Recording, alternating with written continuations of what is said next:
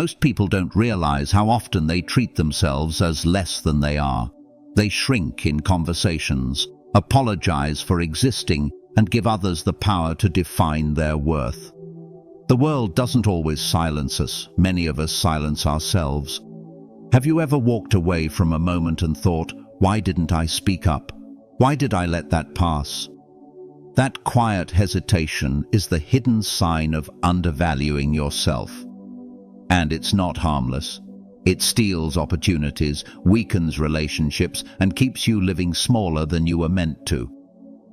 If any of this feels familiar, you need to hear this. You may not notice it, but one of the clearest signs you undervalue yourself is how often the word sorry slips out of your mouth.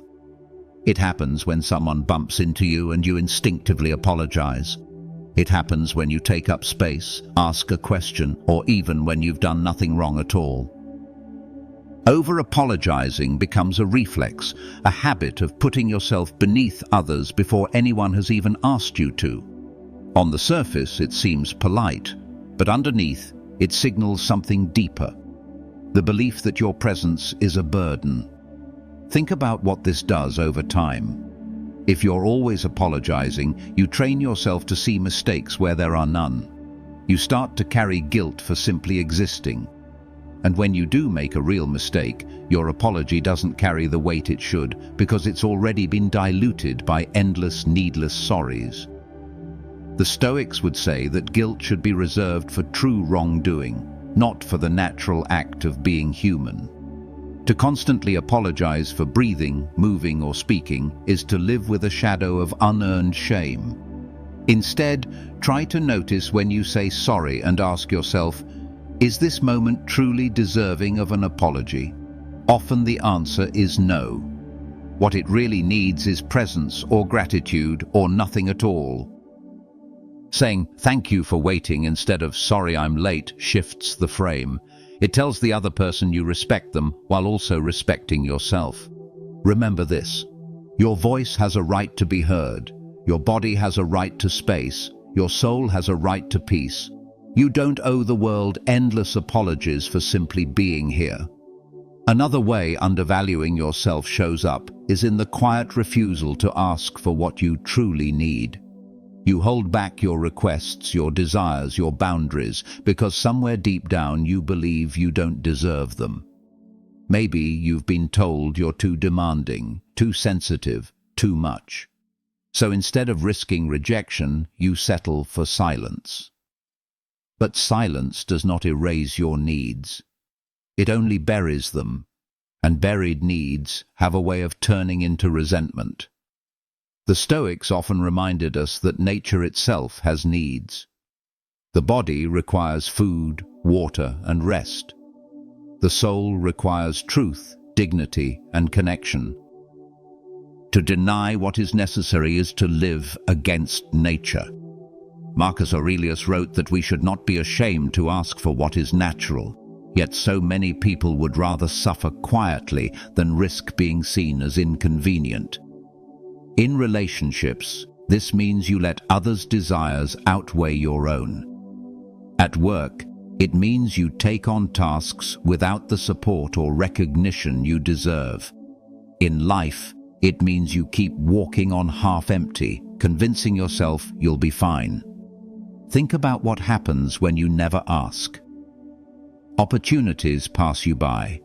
Others assume you're content with less, and you begin to believe it yourself. But asking is not weakness. Asking is clarity. It tells the world you know what matters to you. It gives others the chance to meet you with respect. The truth is, if you never speak your needs, no one will learn to honor them. And if you never honor them, you will always live beneath your own worth. The courage to ask is not about being given everything. It's about recognizing that you are allowed to want and you are allowed to be heard.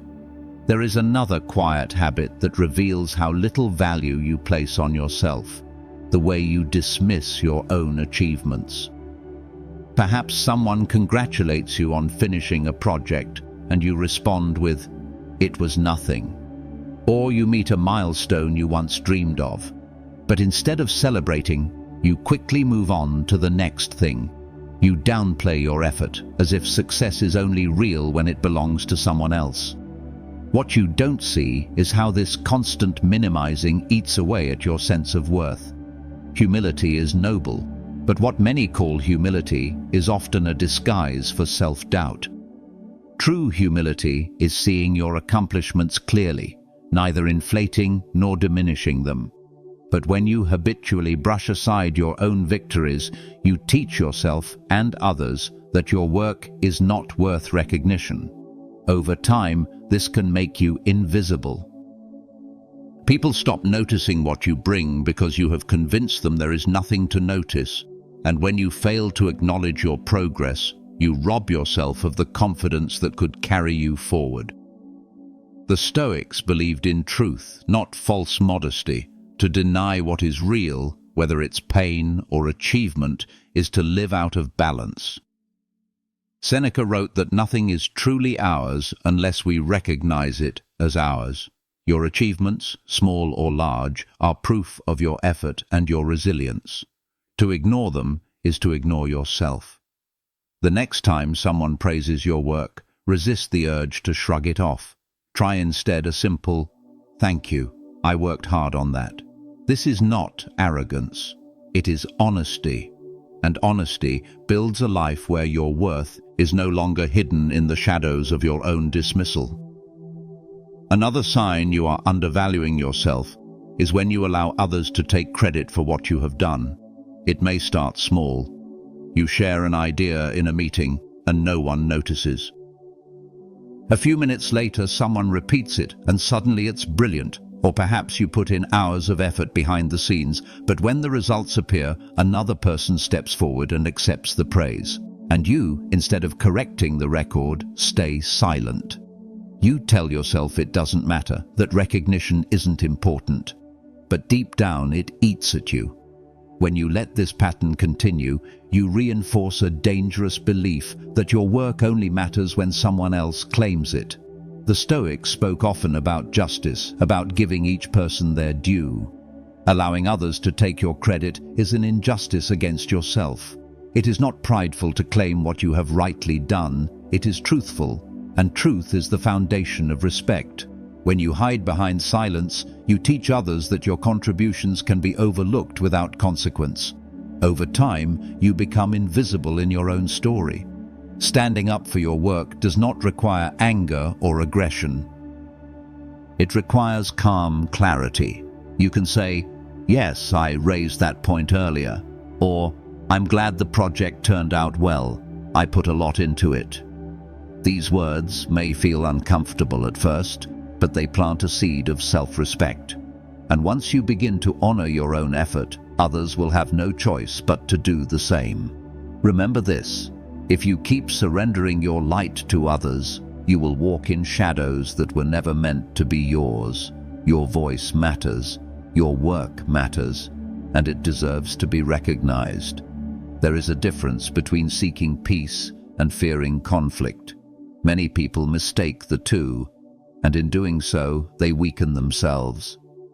If you avoid every disagreement, if you bend to every demand simply to keep the waters calm, you are not preserving peace, you are abandoning yourself. Conflict is not the enemy, unnecessary conflict is, but to never risk confrontation at all is to live without boundaries. Think of the moments you've stayed silent when you wanted to speak, nodded when you wanted to shake your head, or agreed when you knew in your heart you did not. Each time you taught yourself that your comfort mattered less than someone else's approval. This habit doesn't just affect you, it shapes your relationships. People begin to expect your compliance, to assume you will yield, and soon they no longer see you as an equal, but as someone who can be managed. The Stoics were not afraid of conflict. Epictetus said, "No man is free who is not master of himself." Mastery of yourself means standing firm when truth demands it. It doesn't mean shouting or fighting over every small matter. It means choosing your battles wisely and holding your ground when the issue touches your values, your dignity, or your integrity. Avoiding all conflict creates a fragile life. It keeps you safe for a moment, but it steals your strength for a lifetime. Courage is not found in the absence of conflict. It is found in facing it with calm and reason. When you value yourself, you know that your voice carries weight, even when it creates waves. True peace comes not from silence, but from the respect earned when you stand for what is right. Settling for less than you deserve is another quiet way of telling the world that your worth is negotiable. It happens in the job you stay in, even though you are underpaid and undervalued. It happens in the friendship where you always give but rarely receive. It happens in relationships where you accept treatment that leaves you empty just because you fear being alone. Over time, you convince yourself this is all you can get, that aiming higher is asking for too much. But this belief is not truth. It is a cage you've built around yourself. The Stoics reminded us that we often live according to the stories we tell ourselves. If you tell yourself you deserve little, you will accept little. If you believe you are worthy of more, you will act differently, carry yourself differently, and open doors that once seemed locked. Life often gives us what we are willing to tolerate. By lowering your standards, you train others to lower theirs for you. And once that pattern sets in, it becomes harder to break free. Imagine a man who owns a banquet hall yet chooses to eat scraps off the floor. That is what it looks like to accept less than what your dignity demands. The hall is yours, but fear has convinced you the scraps are safer. Settling keeps you comfortable, but never fulfilled. You do not have to demand perfection or excess, but you must at least expect fairness, respect, and mutual care. To value yourself is to walk away from what insults your soul. Settling may feel easier today, but it robs you of the life you were meant to live tomorrow. Another subtle sign of undervaluing yourself is the way you handle compliments. Someone praises your work, your kindness, or your appearance, and instead of receiving it, you brush it off. You say, "It's nothing," or "I just got lucky," or quickly point to someone else. It seems like humility, but beneath it is often a refusal to believe that you are truly worthy of praise. When you cannot accept a compliment, you are telling yourself and the world that good things about you are either untrue or undeserved. Over time, this habit chips away at your confidence. It makes you doubt your own strengths, and it creates distance between you and others. Because when someone offers a compliment, they are not only honoring you, they are opening a connection. To dismiss it is to reject that connection and to weaken trust. The Stoics taught that truth must be faced directly, whether it is painful or pleasant. If it is true that you did well, then accept it plainly. No need for pride, no need for shame. Simply acknowledge what is. A compliment is a reflection of reality, just like criticism can be. To deny either is to deny life itself. The next time someone praises you, resist the instinct to deflect. Try simply saying, "Thank you." Nothing more is needed. Those two words affirm both the giver and yourself. In time, this simple act becomes a practice of self-respect. Remember, accepting praise is not arrogance, it is honesty. And honesty is the soil where real confidence grows. Overworking without recognition is one of the most deceptive traps of undervaluing yourself. You push harder, stay later, carry more than your share, believing that if you just do a little extra, someone will finally notice. Yet the praise rarely comes. Instead, the extra work becomes the expectation. You've trained others to rely on your silence, your endurance, and your willingness to sacrifice without question. And slowly, you begin to confuse exhaustion with worth, as if being drained is proof that you matter. The Stoics respected endurance, but they did not glorify being used. There is a difference between working with virtue and being exploited. Virtue is doing your duty with excellence. Exploitation is when your effort is taken without acknowledgement, without fairness, without balance. Seneca once wrote that life is short and time is our most valuable possession. To give away your time without recognition or respect is to spend the only currency you truly own on those who do not value it. Ask yourself, why do you overwork? Is it because you genuinely want to give, or because you fear that slowing down will reveal you are not enough? If the answer is fear, then your labor is not an offering, it is a plea, and a plea rarely earns respect. Boundaries are not selfish. They are a statement of value. Saying, "I can do this much but not more," tells the world your effort is precious. Work with diligence, yes. Offer your best, yes.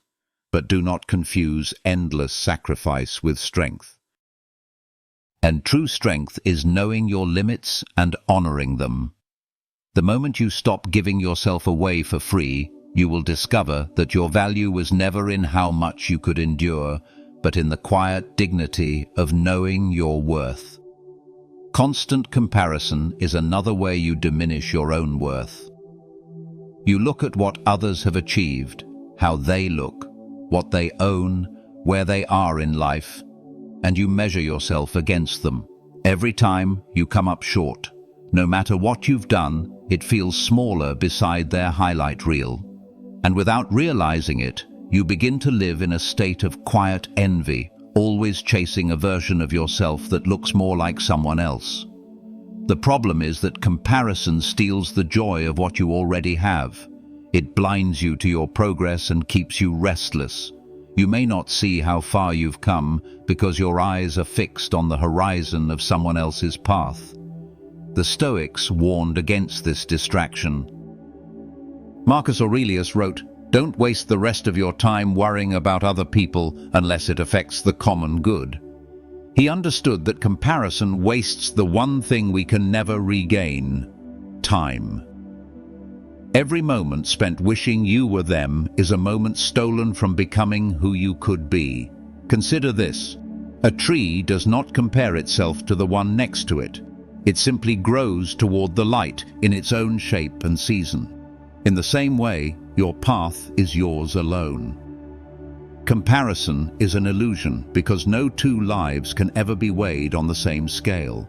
The only true measure is whether you are living in alignment with your own values and growth. When you catch yourself looking sideways, bring your gaze back to your own steps. Ask, "Am I better than I was yesterday?" That is the only comparison that matters. Silence in the face of disagreement can seem like patience, but often it is another form of undervaluing yourself. You hear something you know is false, unjust, or harmful, and yet you keep your lips sealed. You convince yourself it is not worth the trouble, or that your opinion does not matter, or that someone else will say what needs to be said. But each time you withhold your voice, you reinforce the belief that your perspective is unworthy of being heard. History reminds us of the power of a single voice. Movements for justice, truth, and freedom were often sparked by those who refused to stay silent when silence was easy. The Stoics admired courage, not in loud or reckless displays, but in the quiet act of speaking truth when it mattered. Epictetus taught that our dignity comes not from avoiding discomfort, but from choosing integrity over fear. To speak when you disagree is not to invite conflict for its own sake. It is to honor your reason, your conscience, and your humanity. Staying silent protects you for a moment, but it costs you more than you see. It can leave you complicit in things you know are wrong. It can leave you unseen in moments where your insight could have mattered. And worst of all, it erodes your trust in yourself. Each time you ignore your voice, you teach yourself not to rely on it. You do not need to shout, argue, or fight. Sometimes a calm sentence, spoken with conviction, carries more weight than anger ever could. Saying, "I see this differently," or "That doesn't feel right to me," is enough to break the silence. Speaking your truth is not about being right. It is about being whole. When you give your voice permission to exist, you affirm your worth in the simplest, most powerful way possible. Holding on to toxic relationships is another clear sign you undervalue yourself. You may stay connected to people who drain you, belittle you, or treat you carelessly because somewhere inside you believe this is the best you can get. You tell yourself it's better than being alone, or that things might change, or that you owe them loyalty despite the harm they bring. But loyalty to someone else should never come at the cost of betrayal to yourself. Toxic relationships often thrive on silence and self-doubt. The longer you endure them, the more you begin to question your own worth. You may start to think that disrespect is normal, that kindness is rare, that love must always come with pain, but this is not the truth. It is simply what you've been willing to tolerate. The Stoics spoke often about friendship, and Seneca was clear. True friendship is based on virtue, not convenience or exploitation. A relationship that continually poisons your peace is not a bond of virtue. It is a chain. Letting go does not mean hating the other person. It does not mean wishing them harm. It means recognizing that you cannot grow while tied to what is withering you. To walk away is an act of respect for both yourself and the other, because staying in resentment and quiet suffering helps no one. Ask yourself honestly, do the people closest to me honor my dignity, or do they erode it? The answer to that question reveals more than you may want to admit, but facing it is the first step toward freedom. You deserve connections that nourish, not connections that starve. Choosing to release what is toxic is not selfish. It is self-respect in action. Another way people undervalue themselves is by tying their entire worth to productivity. You measure your value by how much you can get done, how many tasks you finish, how quickly you move from one accomplishment to the next. The moment you slow down, you feel guilty. If a day passes without visible output, you tell yourself it was wasted. But human worth cannot be reduced to a checklist. You are not a machine, and to live as if you are is to live in quiet slavery. The Stoics knew the danger of this trap. They taught that our value comes not from endless doing, but from living in alignment with reason and virtue. A person who spends the day in reflection, in truth, in kindness, has not wasted their time, even if nothing tangible was produced. Marcus Aurelius reminded himself that being is more important than appearing busy, because busyness without purpose is just noise, and noise does not make a life meaningful. When you measure yourself only by productivity, you forget the deeper parts of life: stillness, rest, connection, beauty. You ignore the simple fact that you already carry worth by existing as a rational, living being. Consider a child or an elder. Do they need to be productive to matter? Of course not. Then why demand it of yourself as the only measure? Work is necessary, effort is noble, but they are not the essence of who you are. If you value yourself only by output, you will spend your life chasing a finish line that always moves further away. Real value is quieter. It is found in character, in presence, in the unseen choices that shape the soul. When you begin to honor that, you free yourself from the endless treadmill of proving you deserve to exist. Feeling guilty for resting or enjoying life is another hidden way you undervalue yourself. You sit down to take a break, and a voice inside whispers that you're being lazy. You laugh with friends or take a day off, and almost immediately you feel the weight of shame, as if joy is something you haven't earned. This constant pressure tells you that rest must be justified, that pleasure must be balanced by punishment. But life was never meant to be lived under such harsh conditions. The truth is that rest is not a luxury. It is a necessity. The Stoics, though disciplined, did not reject leisure.